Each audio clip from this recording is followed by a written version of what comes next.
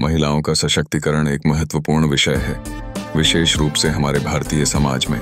यह सिर्फ शिक्षा या काम करने तक सीमित नहीं है, बल्कि यह उनके अधिकारों को समझने और उनका पालन करने से भी जुड़ा है।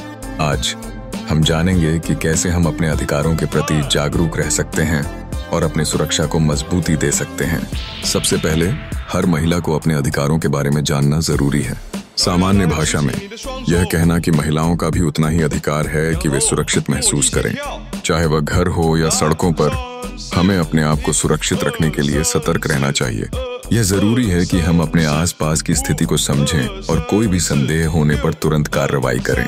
फिर हमें समझना होगा कि एकजुटता बहुत महत्वपूर्ण है।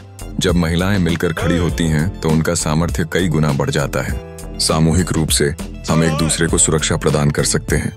हम अपने अनुभवों को साझा करके और एक दूसरे की मदद करके अपनी सुरक्षा सुनिश्चित कर सकते हैं। अंत में हमें यह भी याद रखना चाहिए कि हमें अपने ज्ञान को बढ़ाना चाहिए। शिक्षा ही हमें आत्मनिर्भर बनाती है।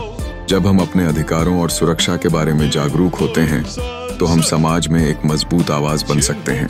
हम सबका कर्तव्य है कि हम अपने और अपनी आने वाली पीढ़ियों के लिए एक सुरक्षित और सशक्त समाज का निर्माण करें।